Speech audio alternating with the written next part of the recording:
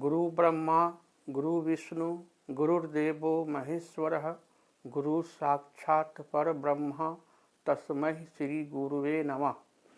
My dear and dedicated students who are the examinee of ISC, ICOM and IA through Bihar School Examination Board Senior Secondary 2021.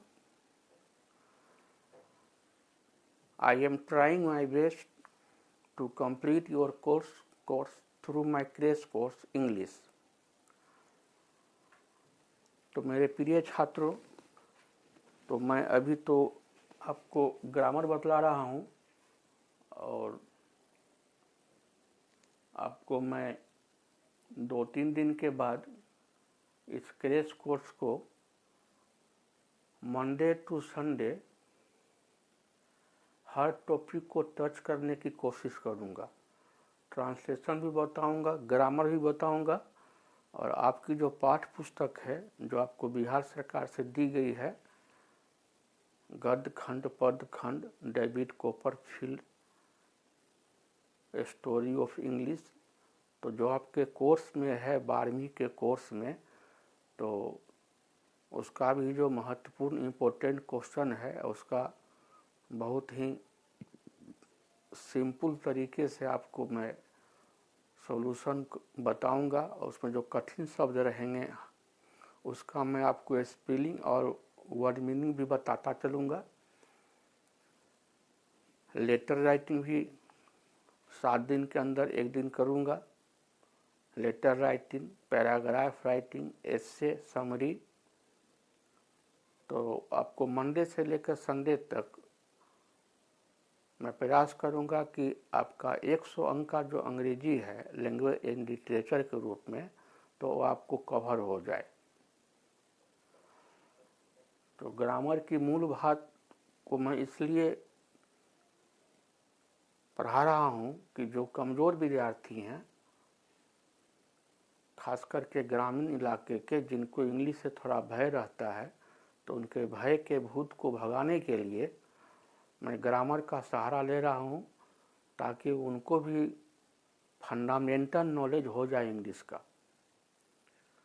और जो ISC, Icom और आईए का form भरे हुए हैं बिहार बोर्ड पटना से, तो उन विद्यार्थियों से मेरा अपील है कि हमारे डिस्क्रिप्शन पर आपको एक लिंक नंबर मिलता होगा, उस पर आप रजिस्टर्ड हो जाइए, रजिस्ट्रेशन करा लीजिए प्लीज.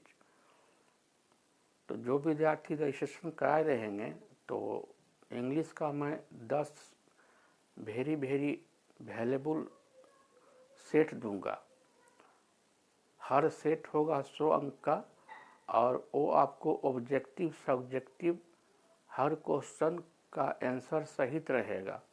तो ये 10 सेट उसी को प्राप्त होगा जो हमारे लिंक से रजिस्टर्ड रहेंगे, आईएससी, आईकॉम और आईए के विद्यार्थी. और हमारा फीस हमारे यूपीआई नंबर पर जो आपको डिस्क्रिप्शन में अवेलेबल है उस पर हमारा 500 रुपया फीस प्लीज़ भेज देंगे. तो ये काम जल्दी से कर लीजिए. जितना जल्दी से आप रजिस्ट्रेशन करा लीजिएगा और 500 रुपया हमारा फीस भेज दीजिएगा, तो मैं सेट वाला काम भी साथ साथ शुरू कर दूंगा. और ये यूट्यूब पर जो पढ़ाई चल रही है ये तो अब चलती ही रहेगी. तो हम आप लोगों को बतला रहे थे फॉर्म क्लासेस और structural word. Old English grammar के अनुसार तो शब्द का 8 भेद से आप लोगों को हम हल्का अवगत करा दिए, अभी डिटेल में नहीं गए हैं.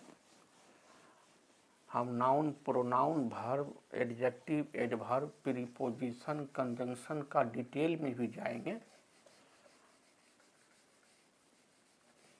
तो पार्ट्स ऑफ स्पीच का 8 भेद था ओल्ड इंग्लिश ग्रामर के अनुसार, और न्यू इंग्लिश ग्रामर के अनुसार था 2 भेद, फॉर्म क्लासेस और स्ट्रक्चर वर्ड. इसकी परिभाषा मैंने आप लोगों को पिछले वीडियो में दे दिया था. तो आज एक नई बात से आप अवगत होइए, मोर्फेम से.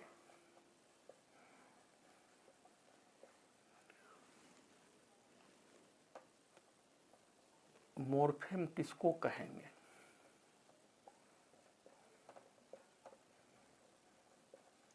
मोर्फेम वह शब्दांश है जो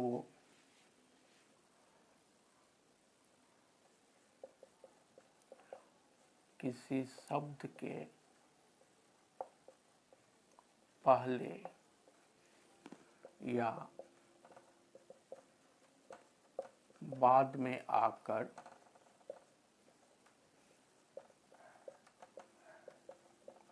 उस शब्द के अर्थ में परिवर्तन लाता है या उसकी विशेषता को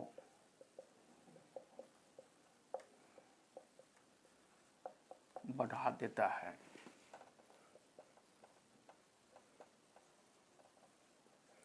Morpheme is the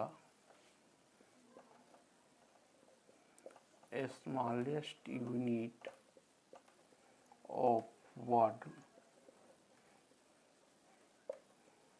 which comes before or after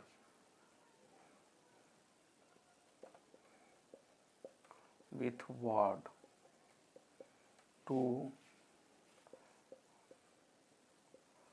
change or add their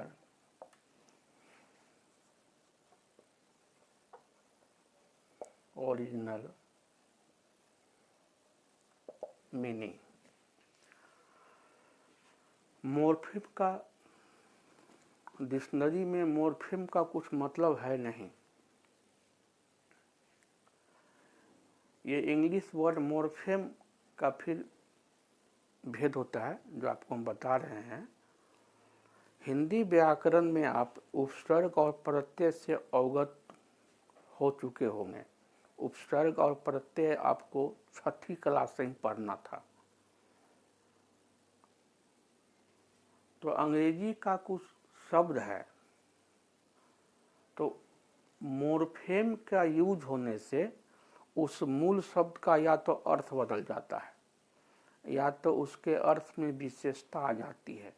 कभी कभी मोर्फेम मूल शब्द के पहले लगता है, कभी कभी मूल शब्द के अंत में लगता है और कभी कभी मूल शब्द के बीच में ही कुछ परिवर्तन हो जाता है किसी लेटर में। अभी हमको बताते हैं आपको हम। तो मोर्फेम वह शब्दांश है, शब्द का छोटा सा टुकड़ा है जो किसी शब्द के पहले या बाद में आकर उस शब्द के अर्थ में परिवर्तन लाता है या उस शब्द की अर्थ की विशेषता को बढ़ा देता है। Morpheme is the smallest unit of word which comes before or after with word to change or add their original meaning। तो हम जो आपको बतलाए थे पिछले वीडियो में कि मॉडर्न इंग्लिश ग्रामर के अनुसार इंग्लिश के तमाम शब्दों को 2 भागों में बांटा गया। फॉर्म क्लासेस, उसको हिंदी में बोलेंगे विकारी शब्द, और दूसरा भेद बतलाया था स्ट्रक्चरल वर्ड, उसका हिंदी में मतलब अविकारी शब्द। तो फॉर्म क्लास में विकार किस में आएगा? विकार मतलब क्या? परिवर्तन। तो नाउन में विकार पैदा हो सकता है, एडजेक्टिव में विकार पैदा हो सकता है। विकार मतलब परिवर्तन, अभी हम बताएंगे। वर्ब में विकार पैदा हो सकता है, एडवर्ब में विकार पैदा हो सकता है। तो विकार पैदा करने के लिए हमको यूज करना पड़ेगा मोर्फेम का।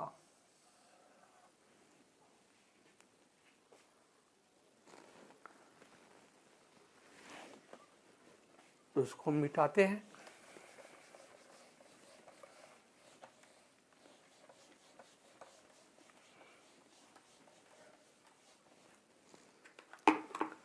मोर्फेम है 3 प्रकार का। एक कहलाएगा प्रीफिक्स,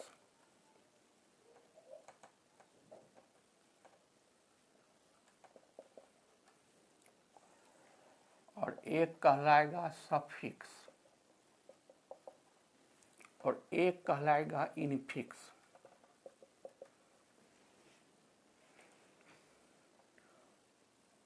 प्रीफिक्स का हिंदी होगा उपसर्ग, इसका यूज होगा मूल शब्द के पहले, और सफिक्स का मतलब होगा प्रत्यय, और इसका उपयोग होगा मूल शब्द के अंत में, और इनफिक्स होगा मूल शब्द के अंदर का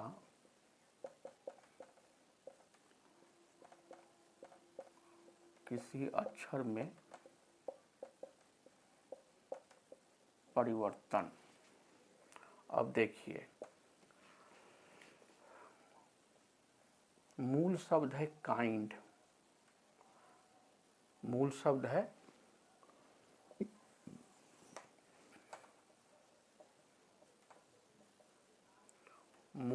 है काइंड। काइंड का मतलब हुआ दयालु। अब इसके पहले हम लगा दिए UN, तो काइंड के पहले लगा UN। UN क्या कहलाएगा? प्रीफिक्स कहलाएगा, हिंदी में कहलाएगा प्रत्यय, सॉरी, हिंदी में कहलाएगा उपसर्ग। तो अनकाइंड का मतलब क्या हो जाएगा? अनकाइंड का मतलब हो जाएगा क्रूर, चाहे कसाई। तो क्या हो गया? मूल शब्द था काइंड, इसके पहले UN प्रीफिक्स लग गया, तो हो गया अनकाइंड। तो अनकाइंड का मतलब हो गया कसाई, क्रूर, जिसके दिल में दया नहीं है। तो मूल शब्द के अर्थ में परिवर्तन आ गया। अब इधर देखिए,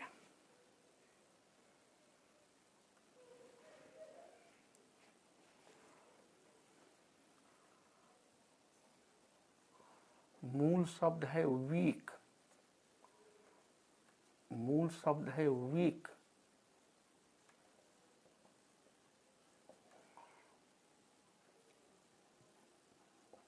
इसमें हम लगा दिए अंत में LY। ये LY क्या है? सफिक्स है। तो अब हो गया वीकली, और वीकली का मतलब हो गया साप्ताहिक, और वीक का मतलब क्या होगा? सप्ताह। तो मूल शब्द वीक में उसके अंत में हम LY लगा दिए, तो यही LY कहलाएगा सफिक्स, जो बाद में लगता है। तो सप्ताह से हो गया साप्ताहिक, मूल शब्द के अर्थ में विशेषता आ गया। अब थोड़ा इनफिक्स को समझिए आप। MAN हुआ मैन, ये मूल शब्द है। मैन का मतलब हुआ आदमी, मतलब हुआ एक आदमी, एक वचन है। अब हम क्या करते हैं, बीच वाला जो ए है ना, इसको हम कर दिए ई, ये हो गया मेन। मेन का मतलब हो गया अनेक आदमी।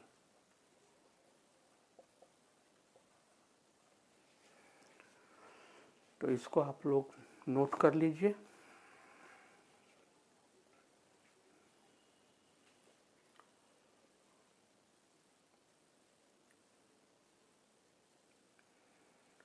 प्री का मतलब ही होता है पहले, और फिक्स मतलब लगने वाला। तो मूल शब्द के पहले जो शब्दांश का यूज होगा, जैसे इसमें UN लगा है और मेन शब्द है काइंड, तो UN हो गया प्रीफिक्स। और जो मूल शब्द के बाद में लगेगा, बहुत सा प्रीफिक्स है और बहुत सा सफिक्स है, डी है, ईडी है, एस है, ईएस है, जेड है, ISH है, ADESS है। तो हम फिर विस्तार से आपको बाद में बताएंगे। अभी आपको हम फंडामेंटल जानकारी दे रहे हैं, मौलिक जानकारी दे रहे हैं। पहले आपका फाउंडेशन तैयार कर रहे हैं, पहले आपका नींव तैयार कर रहे हैं, फिर बाद में उस पर जो हो सके महल खड़ा करेंगे।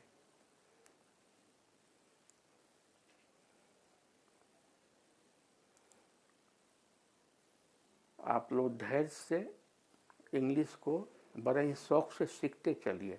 हम आपको सुगम तरीका से, बड़े ही सरस तरीका से आपको इंग्लिश से हम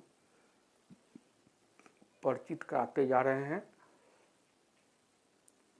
हम आपको इजी से बाद में टफ पर ले जाएंगे। पहले ही यदि टफ से स्टार्ट करते तो आप और अलवला जाते। तो इसको हम मिटा देते हैं।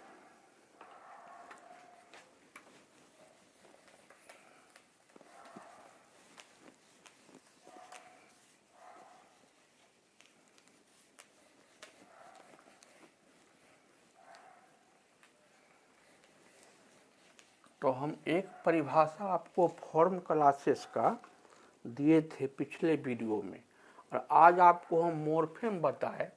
तो इस मॉर्फेम के अनुसार फॉर्म क्लासेस का क्या परिभाषा होगा?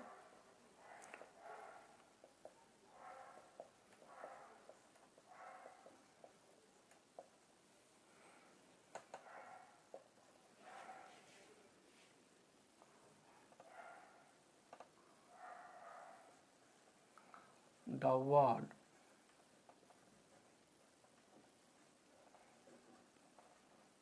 who takes morpheme and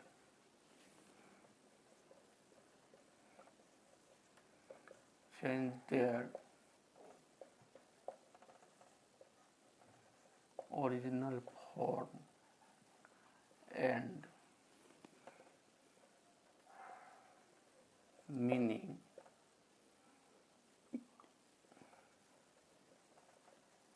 are called form classes। वह मूल शब्द जो मॉर्फेम, मॉर्फेम में आ जाएगा प्रीफिक्स भी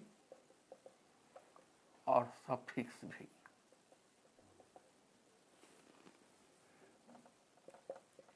को ग्रहण करके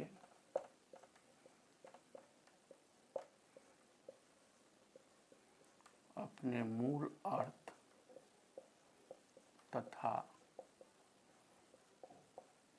मूल रूप में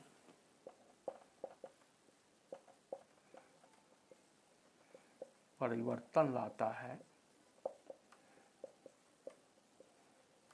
फॉर्म क्लासेस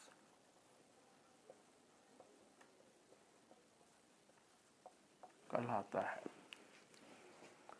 तो फॉर्म क्लासेस का भेद कैसे हो जाएगा? किसका किसका रूप बदलेगा?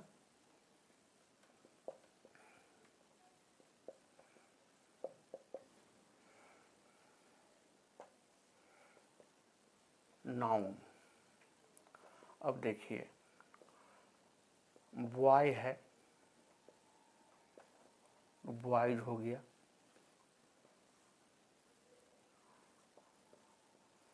वर्ब, गो है, गोज हो गया।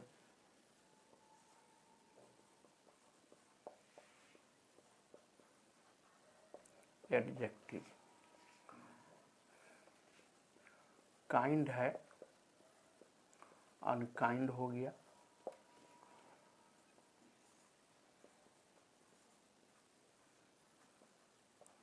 एडवर्ब,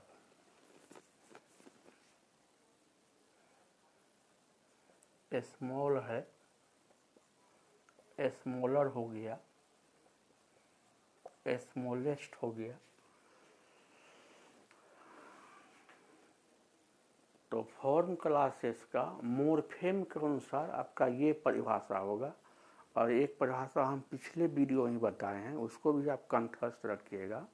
तो फॉर्म क्लासेस के अनुसार फॉर्म क्लासेस के हो जाएंगे 4 भेद, नाउन, वर्ब, एडजेक्टिव, एडवर्ब। और देखते हैं, बॉय था सिंगुलर नंबर, बॉय के अंत में एस लग गया, सफिक्स हो गया बॉय, रूप परिवर्तन हो गया, एक वचन से बहुवचन बन गया। बॉय का मतलब एक लड़का, अब बॉयज मतलब हो गया अनेक लड़के।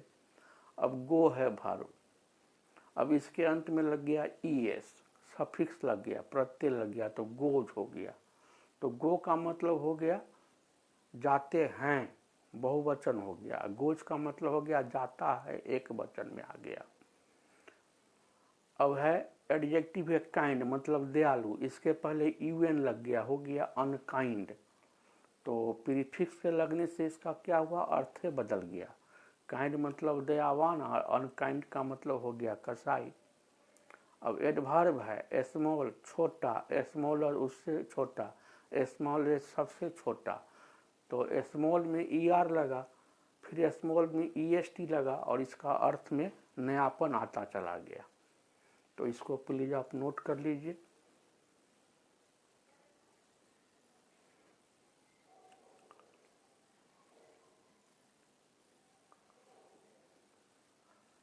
इसी प्रकार से तो ये तो मोर्फेम तो आप समझ गए, प्रीफिक्स भी समझ गए, इनफिक्स भी समझ गए, और सफिक्स भी समझ गए। तो नया इंग्लिश व्याकरण के अनुसार 2 भेद हुआ, फॉर्म क्लासेस, स्ट्रक्चर वर्ड। तो फॉर्म क्लासेस की ये भी एक परिभाषा हुई आपको मोर्फेम के अनुसार, और फॉर्म क्लासेस के 4 भेद हो गए। और कल के वीडियो में मैं आपको बताऊंगा स्ट्रक्चर वर्ड, और उसका भी कितना भेद होता है उससे आपको मैं परिचित कराऊंगा। इसके बाद में अगले चैप्टर पर चल जाऊंगा। फिर मैं लौट करके आऊंगा आपको ग्रामर में, तो मैं फॉर्म क्लासेस को विस्तार से पढ़ाऊंगा, सफिक्स, प्रीफिक्स, इनफिक्स को विस्तार से बताऊंगा, स्ट्रक्चर वर्ड को भी विस्तार से बताऊंगा।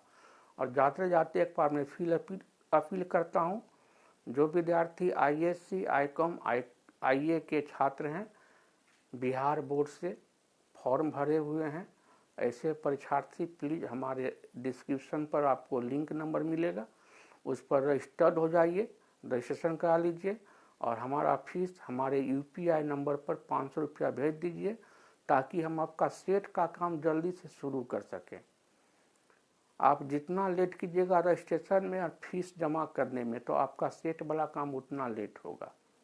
तो हमको अब जस मत दीजिएगा। और यूट्यूब पर तो मैं आपकी सेवा कर ही रहा हूँ, और 2-3 दिन के बाद मैं आपको एक रूटीन बना दूंगा, उस रूटीन के अनुसार आपको मैं हर पहलू पर प्रकाश डालता चलूँगा।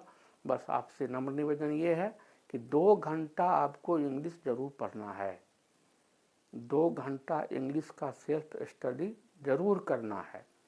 ये हमारी अपील है आपसे। आप लोग खूब मन लगा करके पढ़िए और अच्छा से अच्छा अंक लाइए। हमारी यही शुभकामना आप लोगों के साथ है। आपकी पढ़ाई लिखाई, शिक्षा और आपका स्वास्थ्य बहुत अच्छा रहे, यही हमारी शुभकामना है। बहुत बहुत धन्यवाद।